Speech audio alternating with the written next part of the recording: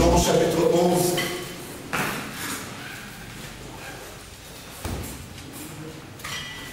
Jean le chapitre 11.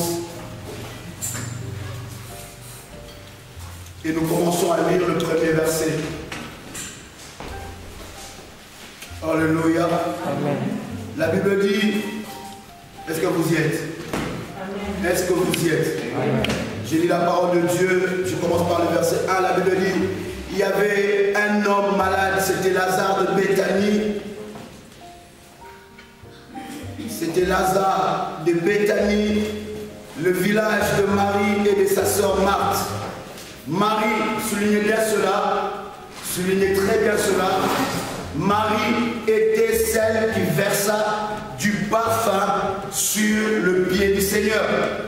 Amen. Amen. Le verset dit, Marie était celle qui versa du parfum sur le pied du Seigneur et qui les essuya avec ses cheveux. J'aimerais que nous puissions mettre un accent particulier sur ce verset parce que c'est très important et ça va énormément nous aider. Josué, le chapitre 2.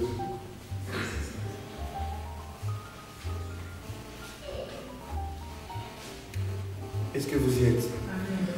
Nous commençons à lire par le verset 1. La Bible dit, Josué, fils de Nun, fit partir secrètement le Sittim, deux espions, en leur disant, allez explorer le pays, en particulier Jéricho. La Bible continue à dire, ils partirent et arrivèrent dans la maison d'une prostituée du nom de Rahab. Comment des gens aussi saints, aussi bien, qui avaient une mission divine, sont arrivés dans la maison d'une prostituée? Ce matin, je voudrais partager avec quelqu'un ce thème qui est très puissant, vous dire que Dieu est un Dieu des exclus. Dieu est un Dieu des exclus et des gens rejetés et abandonnés. Et Dieu est amoureux de ce genre de personnes. Dieu aime les gens que la société a exclus. Dieu aime les gens que les églises bâties par les hommes ont exclus. Dieu aime les gens où la famille a exclus. Et c'est Dieu que nous sommes en train de parler ce matin. Il est le Dieu des exclus. Amen. Et si tu es exclu, bien-aimé, tu dois trouver ta place dans la présence de Dieu. Amen. Et comprenez que ces femmes, ces personnes allaient dans une mission merveilleuse et puissante. Mais la Bible dit, ils tombent dans la maison d'une prostituée. Alléluia.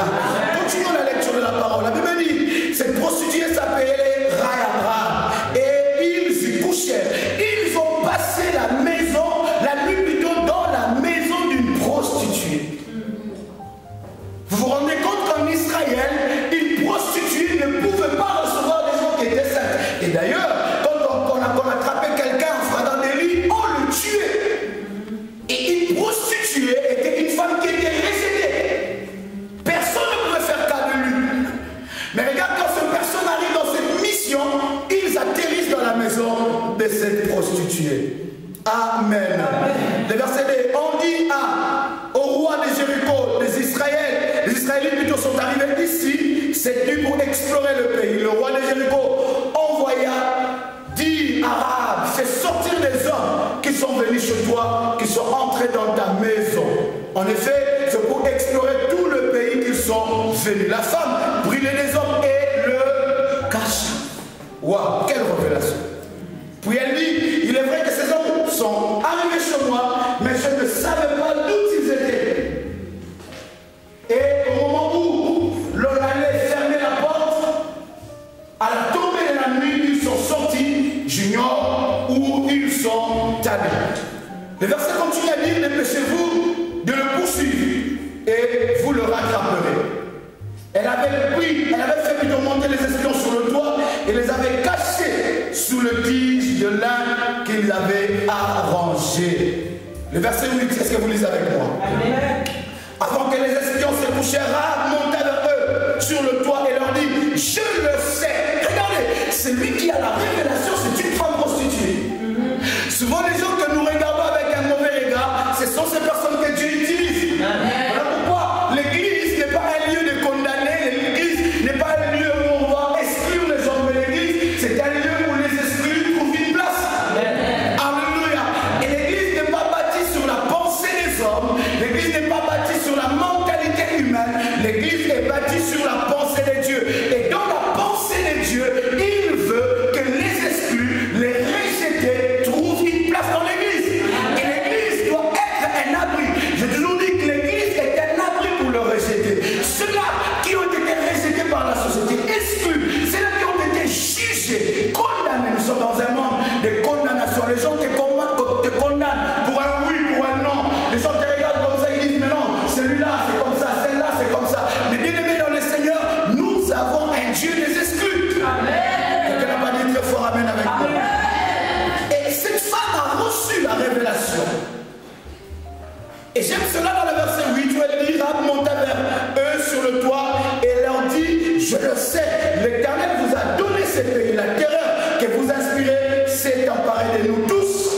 habitants du pays et nous tremblons devant vous.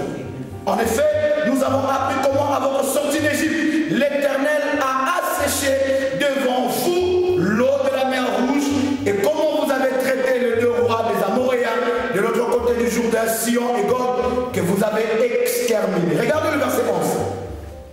En l'apprenant, nous avons perdu courage et notre esprit est abattu devant vous, car l'Éternel, votre Dieu, qui est Dieu en haut dans le ciel et en bas sur la terre, et maintenant, je vous prie, jurez-moi par l'Éternel que vous aurez pour ma maison, ma famille, la même bonté que j'ai eue pour vous.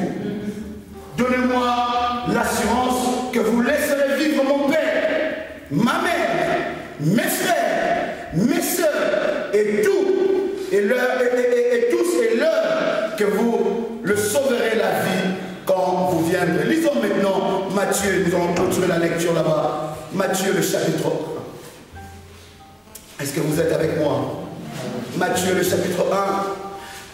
Nous commençons par le verset 1. C'est un chapitre que nous n'aimons pas souvent lire. C'est un chapitre le plus compliqué de la Bible. Et des fois, il y a quelqu'un qui m'a dit, oh mon Dieu, je priais pour que Dieu puisse me parler. Et quand je dis, Seigneur, parle-moi dans la Bible, il a pris la Bible, il a ouvert la Bible et il a vu que c'était sur Matthieu chapitre 1. Il dit, mais qu'est-ce que Dieu veut me parler? Mais c'est un chapitre qui a une forte révélation. J'aimerais faire cela avec vous. Écoutez, dans la généalogie de Jésus, et vous savez avec moi que dans les Israélites, chez les Israélites, une femme ne peut pas hériter. Chez les Israélites, une femme ne peut pas avoir une descendance et on ne peut pas donner le nom, son nom aux enfants. Et une femme n'a pas droit à l'héritage. Je peux vous poser une question. Est-ce que je peux vous poser une question? Jacob avait combien d'enfants? 13. Il avait 13 enfants. Mais comme nous voyons, nous disons 12 tribus d'Israël. Les gens disent souvent que Jacob avait 12 enfants. Non, Jacob avait 13 enfants. 13e enfant s'appelait Dina. Dina, c'était une femme. Et Jacob avait 12 hommes et une femme. Mais cette femme, on n'a pas cité son nom dans la descendance de tribu de Juda, plutôt de tribu d'Israël. Et vous allez voir que dans le tribu d'Israël, une femme ne peut pas porter un nom. Une femme n'a pas de la valeur. Mais il y a quelqu'un qui a marqué l'histoire de la Bible. Lisons cela. Le chapitre 1, verset 1. Voici la généalogie de Jésus-Christ. La généalogie de Jésus, n'est-ce pas? Fils de David, fils d'Abraham. Abraham eut pour fils Isaac. Et vous allez voir que dans cette généalogie, il y a que des hommes. Mais il y a un accent particulier. Amen. Amen. Isaac eut Jacob. Jacob eut Juda et ses frères. Juda eut Péré et Zéra et Tamar. Péré eut Etzor et Tzorom. Eut Aram. Aram eut pour fils Abinadab. Abinadab eut Nachom. Nachom eut Salomon. Et Salomon eut Boaz de Rahab. Boaz de... Est-ce que vous vous souvenez de Rahab? Amen. Est-ce que vous vous rappelez de cette femme? Oh, est-ce que je parle à quelqu'un? Vous vous rappelez d'elle, n'est-ce pas? Rahab, elle était prostituée. Mais chose bizarre, Rahab s'est trouvée dans la généalogie de Jésus. Est-ce que vous savez que l'ancêtre de Jésus est une prostituée? Amen. Amen. Je m'arrête vraiment vous choquer, c'est très important que je vous choque, justement pour faire comprendre ce que vous voyez, ce n'est pas la réalité. Et que nous puissions dans la vie arrêter de juger les autres. Amen. Parce que nous ne vivons pas la même réalité que les autres. Est-ce que vous savez que dans la lignée de Jésus, alléluia, nous savons que dans la lignée de Jésus, il y a une prostituée.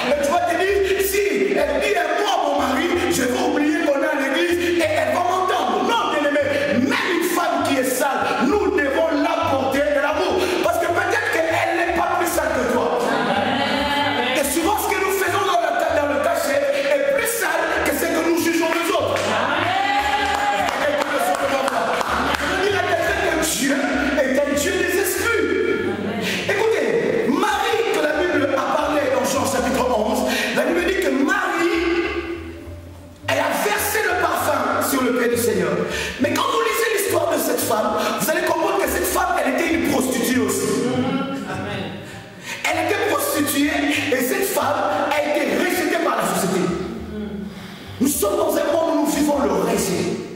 Tu peux voir quelqu'un bien habillé, tu peux voir quelqu'un bien maquillé, mais tu ne sais pas ce qui se passe dans son cœur.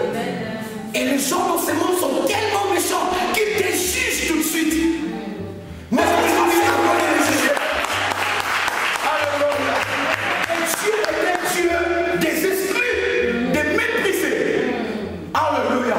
Cette femme, elle était jugée. Cette femme, elle était condamnée. Voilà pourquoi je viens ouvrir une parenthèse, dire à quelqu'un que personne ne puisse te condamner. La Bible dit, il n'y a plus de condamnation pour ceux qui sont en Jésus. La Bible ne dit pas qu'il n'y a plus de condamnation pour ceux qui sont à l'église. Non, parce que l'église, ce n'est pas ce bâtiment, ça peut être une institution des hommes. L'église, c'est vous et moi qui nous rassemblons pour la gloire du Seigneur. Mais la Bible dit, il n'y a plus de condamnation pour ceux qui sont en Jésus. Donc ça veut dire, si Dieu lui-même ne me condamne pas, pourquoi tu vas me condamner? Dis avec moi, je refuse la condamnation au nom de Jésus. Est-ce que tu peux le dire avec foi? Dis avec moi, je refuse la condamnation au nom de Jésus. Il y en a il y a une condamnation qui pèse sur la tête. Et quand ils dorment, ils pleurent, bien aimé dans le Seigneur. Ils pleurent, ils se disent, mais pourquoi les gens me condamnent? Pourquoi personne ne me comprend? Bien aimé, il n'y a personne qui peut te comprendre à part Dieu. Parce que Dieu, il ne te juge pas, mais il t'apporte de l'amour. L'amour est une puissance qui change. Alléluia. Alléluia. Et c'est ça l'évangile de Dieu. Cette femme Marie, elle était prostituée. Mais elle est venue. Vous vous rendez compte que Jésus était 3 fois saint. La Bible dit qu'il était 100% homme, 100% Dieu. Il était tellement saint que l'impureté ne pouvait pas s'approcher vers lui. Mais cette femme, elle était tellement impure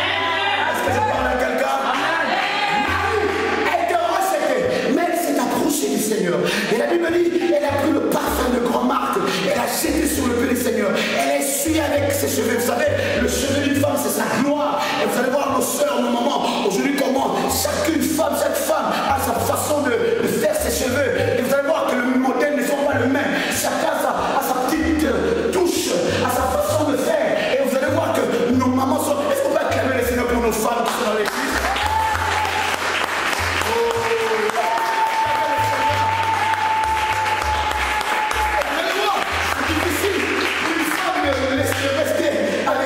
Avec ça coupe pendant 6 mois ou 3 mois, non, elle change tout le temps. Et ce qui vient de nouveau, elle le met, elle fait aussi être bien. Et le cheveu, c'est la gloire d'une femme. Mais cette femme, elle a pris sa gloire, elle a jeté dans le bas du Seigneur. Elle a dit, Seigneur, moi je ne suis rien, mais toi tu es quelque chose. Parce que toi tu m'as accepté tel que je suis. Tu ne m'as pas condamné, tu n'as pas parlé de moi. Et laisse-moi te dire, quand Dieu traite ton problème, il n'en parle même pas aux anges. Il le traite, c'est la seule. Parce que Dieu ne fait pas des intervenants dans ton problème. Il le traite, c'est la seule. Il dit, Seigneur, tu m'as accueilli. Je jette sur toi ma gloire. Bien-aimé, ta gloire, tu dois le jeter devant Dieu. Parce que c'est lui qui te connaît, c'est lui qui va te comprendre. C'est lui qui va combattre pour ta vie. Et c'est lui qui va te donner la solution. Alléluia.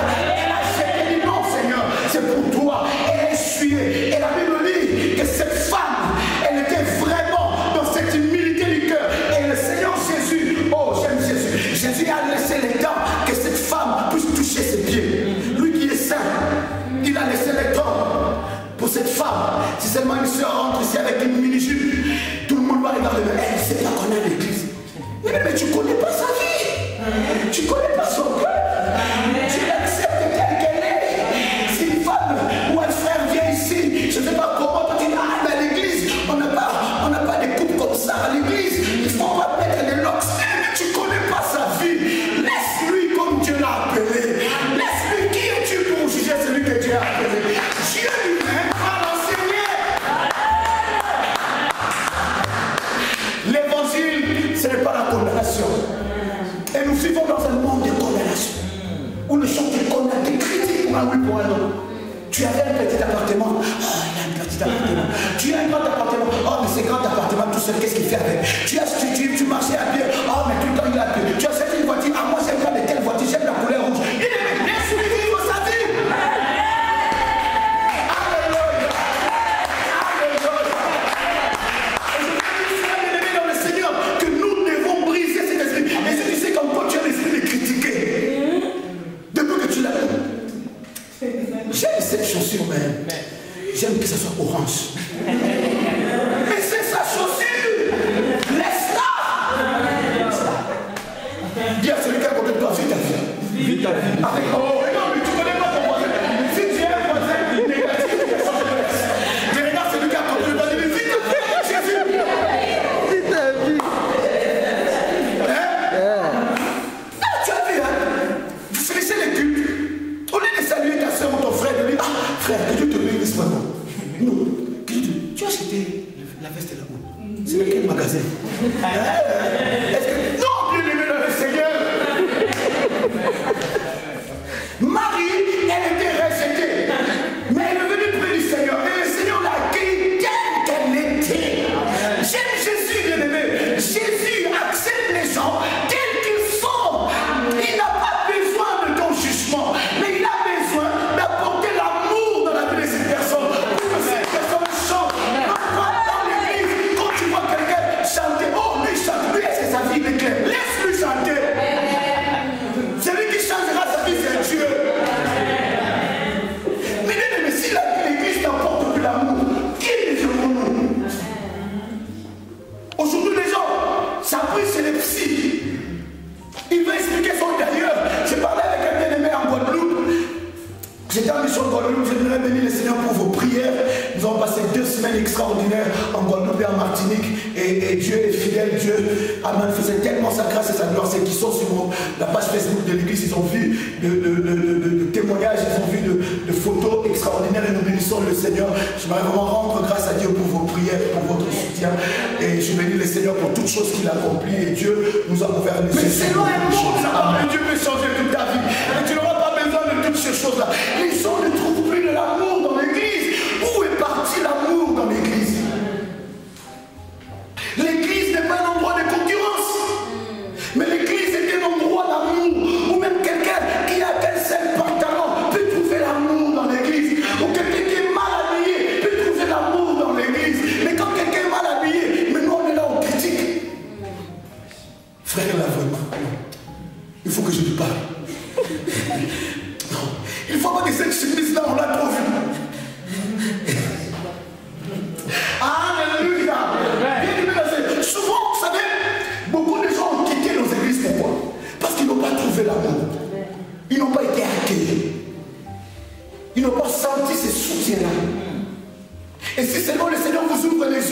dans le cœur de chacun, vous allez voir qu'il a seulement besoin d'amour. Il n'a pas besoin d'être sujet. Et vous allez voir beaucoup, je parlais avec un frère, aujourd'hui il prie dans une église où il y a une doctrine qui est démoniaque. Mais pourquoi il est parti dans cette église? Il dit, pasteur, parce que dans cette église, on m'appelle. On connaît mon nom. Dans cette église, quand je sors, on me salue. Quand je viens, je me retrouve dans la famille. Et peut-être que tu as commencé l'église depuis ce matin, tu n'as pas salué quelqu'un. Nous voulons trouver l'amour dans l'église. Et les gens doivent s'abriter dans cet amour-là. Alléluia. Amen. Et la Bible dit que Rahab, elle a accueilli ces gens. Bien aimé, le recevoir dans ta maison t'apportera des bénédictions. Il y en a qui n'aiment pas recevoir. Alléluia. Recevoir t'apportera la bénédiction. Parce que tu ne sais pas qui tu recevras. Invite au moins un frère, invite une soeur. Viens boire un verre avec moi. Viens, je t'amène dans ma voiture. Non, viens, non, il y en a quand ils finissent, ils sont tout de suite. Je ne vais pas saluer. Alléluia. Alléluia. Cette femme a reçu. Et vous savez une chose, une femme prostituée, elle a la culture de recevoir. Parce qu'elle reçoit avec tendresse. Elle reçoit. Je vois, non, bien aimé. Alléluia. Elle reçoit avec amour. Elle reçoit avec empressement. Il y en a quand tu te reçois chez lui à la maison, tu n'as même pas envie de faire 20 minutes. Tu te dis, est-ce qu'il avait vraiment envie de me recevoir ou il voulait me torturer? Il te laisse pendant que tu es à la télé, lui au téléphone 40 minutes. Et il me dit, mais ça va, j'arrive. Il rentre encore. Il dit, mais quand tu reçois quelqu'un, tu as la culture de recevoir, tu vas recevoir aussi des bénédictions. La Bible dit, en recevant des gens, quelques-uns ont reçu des anges. Nous sommes sous la Suisse et tellement, les gens sont dans la solitude. Ils n'aiment pas s'ouvrir. Mais quand tu vas t'ouvrir, peut-être que cette personne-là que tu vas accueillir chez toi à la maison va t'apporter la solution que tu as tant attendue. Et nous devons briser cet esprit des églises africaines. Les gens disent, Seigneur, c'est un personne qui dit, moi, l'église des Congolais, c'est fini. Moi, l'église des Ghanéens, c'est fini. L'église des Béninois, c'est fini. D'ailleurs, en général, l'église des Africains, c'est fini. Non, mais ce n'est pas l'église des Africains, mais ce sont les gens qui sont dans cette église, qui sont l'église congolaise, africaine, béninoise ou ghanéenne. Et nous devons briser cela. L'église est universelle.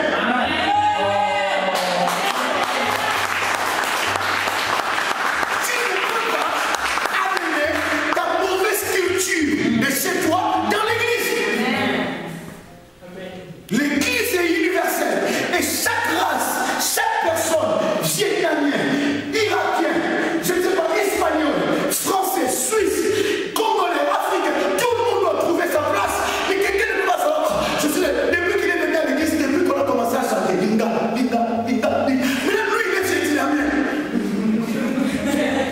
Il ne sait pas adorer Dieu. Et il voit que ça devient un spectacle pour lui. Parce qu'il ne participe pas. Le véritable amour, c'est de mettre tout le monde à l'aise. Que tout le monde se dise, oh non, aujourd'hui j'ai adoré Dieu. Aujourd'hui j'ai glorifié. Mais pourquoi? Parce qu'il s'est retrouvé. Le véritable amour, c'est de penser à l'autre. Quelqu'un n'a pas dit amen. Alléluia. L'église doit revenir dans l'amour. Et l'église doit être une place pour les esprits. Où les gens sont abandonnés. Et il y en a quand tu vois un frère arriver. Quand tu vois un frère, il dit, ah, ce frère-là, je connais, hein. Il faut faire attention avec lui. On était avec lui telle place. Tu sais ce qu'il a fait? Non, il faut faire attention. Il est dangereux. Cette soeur, oh, cette maman, c'est papa, il est dangereux. Non. Il est venu trouver l'amour. Parce que peut-être toi, tu es plus méchant que lui. Mais ce que toi tu fais est caché. Personne ne le voit. Mais tu aimes juger quelqu'un. Et l'église doit briser cela. L'église doit faire que chacun de nous se retrouve. Parce que nous avons un Dieu des esprits. Tu peux être exclu, vous savez, l'exclusion on en a vécu. Où les gens te qualifient de tous les noms. Les gens peuvent même monter des histoires contre toi. Mais laisse-moi te dire que Dieu aime de telles personnes. Dis à celui qui est à côté de toi, regarde-lui avec un regard d'amour. Tu le dis que tu t'aimes.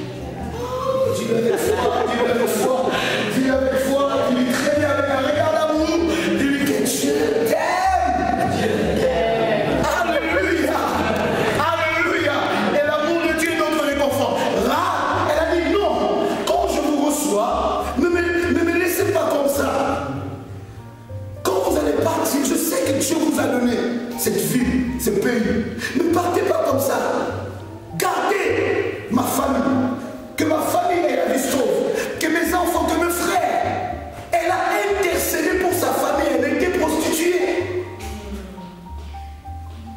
Elle était exclue, mais elle avait la révélation.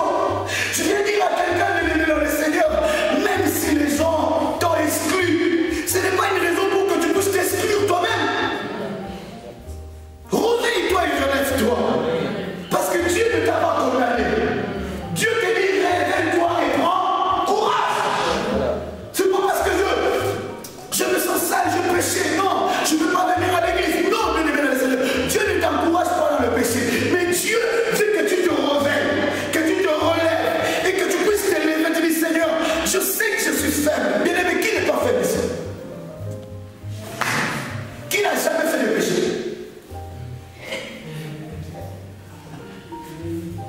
Alléluia. Nous avons tous, bien aimés. La Bible dit nous péchons d'une manière ou d'une autre. Mais ce n'est pas ça le problème. Le problème, c'est de nous ressourcer dans l'amour de Dieu. Le problème, c'est pas non plus de rester dans ce péché, mais de se dire, Seigneur, tu m'aimes tel que je suis. Et laisse-moi te dire que l'amour de Dieu pour ta vie n'a jamais changé. Amen. Ça n'a jamais changé. L'amour de Dieu pour toi est invariable. Comme il t'a aimé dans le premier jour, il t'aimera toujours de cette façon-là. Son enfant différemment, même si une mère un enfant fait une bêtise, la maman va crier, mais elle va quand même, quand elle va entendre que cet enfant est à l'hôpital, elle sera la première à courir vers cet enfant, parce qu'il y a de l'amour. C'est de la même façon avec Dieu. Dieu ne t'a pas condamné. Et la Bible dit, ces hommes ont juré à Rabbi, nous allons te laisser la vie sauve, parce que tu nous as accueillis. Je vais parler de quelqu'un de l'accueil encore. Je vais encore insister, accueille quelqu'un. Et cette culture de recevoir, et cette culture de faire du bien. Il y en a quand ils reçoivent 3700 francs dans leur compte de banque. Ils ont travaillé dur. Et quand ils reçoivent 3700, ils se disent, ça c'est de mon argent. Bien aimé, cette force que tu as, ce n'est pas pour toi. C'est Dieu qui t'a donné cette force. Et quand tu trouves quelqu'un dans le monde, aide-lui. Le 5 francs que tu donneras à quelqu'un, les 30 francs que tu donneras à quelqu'un, ça peut ouvrir les portes dans ta vie. Et souvent nous les chrétiens, nous sommes de plus en plus égoïstes. Nous n'aimons pas aider les gens. Quand tu aideras quelqu'un, tu ouvriras la porte à la bénédiction de Dieu dans ta vie. Est-ce que je parle à quelqu'un? Ah, qui ces gens? Il les a gardés, il les a nourris. Et ces personnes, à cause de ce que tu as fait, nous te garderons la leçon. Et comme nous lisons dans Matthieu chapitre 1, Rahab fait partie de la descendance de Jésus. Donc Rahab fait partie de ceux-là qui ont fait que dans leur lignée, Jésus, nos calculs ne sont pas ces calculs. J'insiste encore, tes jugements ne sont pas les jugements de Dieu. Ce que toi tu vois, c'est pas ce que Dieu voit forcément. Parce que Dieu a un autre regard. Écoutez, la Bible dit car Dieu a tant aimé le monde qu'il a donné son Fils. Est-ce que dans ce monde, tout le monde était bien? Tout le monde vivait dans le péché. Ils vivaient dans la désobéissance. Mais Dieu les a aimés. L'amour dans l'Église enlève les exclusions. Enlève le jugement contre nos frères et nos sœurs. Nous avons tellement été jugés, méprisés dans le monde. Et quand nous venons dans la maison de Dieu, nous voulons trouver de l'amour et le véritable amour. Et toi qui as été exclu, je m'aurais m'adressé personnellement à toi. Te dire que ce Dieu-là est ton Dieu. Toi qui as été abusé, méprisé. Tu peux être dans un mariage où tu es méprisé. Tu peux être dans une famille où tu es méprisé. Personne ne fait cas de toi. Et personne ne voit rien de bon dans ta vie. Toi qui as été méprisé, sache que Dieu est avec toi. Et Dieu aime le terrain du mépris pour qu'il manifeste sa gloire et sa grâce. Dieu aime le terrain du mépris. Quand tu te trouves dans le mépris, ne te jette pas. Ne va pas te suicider. Mais dis-toi que Dieu a préparé ce terrain pour moi. Pour que moi je puisse voir ta gloire. Laisse, j'ai toujours dit, laisse les gens t'abandonner pour que Dieu puisse t'accueillir. Laisse les gens te critiquer pour que Dieu parle de bien de toi. Laisse les gens t'insulter pour que Dieu puisse t'élever. Dieu préparera toujours un terrain. Et je vous dis que le terrain favorable pour que Dieu puisse agir dans ta vie, c'est le mépris. C'est la médisance. C'est quand les gens te rejettent. Quand les gens t'insultent. Sache qu'ils sont en train de préparer un terrain pour Dieu. Quand les gens inventent des choses sur toi, quand les gens essayent de séparer ton mariage, quand les gens essayent de séparer ta relation, quand les gens se lèvent contre ton mari ou contre ta femme, sache que c'est un terrain favorable pour Dieu.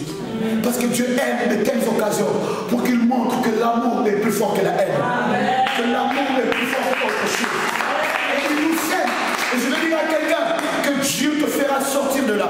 Ne restez pas emprisonné dans les idées. Je vais prendre des médicaments, je vais en finir avec ma vie. Je vais me jeter sur le pont. Quel pont là qu'on se jette à Lausanne? Le pont le plus célèbre. Bessières, il faut qu'on prie pour Bessières. Ça tue beaucoup de gens. C'est comme si ça tue. J'ai encore hier entendu, j'ai aussi une soeur avec un frère, un couple à la maison. Ils ont dit qu'un jour, pasteur, un de mes amis plutôt, il voulait se jeter à Bessières. Il faut qu'on fasse une prière spéciale, qu'on prenne de l'huile d'olive, qu'on arrive dans les trois Bessières et qu'on puisse nous écrire dans le journal de 20 minutes. Parce qu'il faut qu'on détruise l'esprit de suicide qui est dans ce pont-là. Et même quand vous passez avec votre, vous sentez que quelque chose vous attire.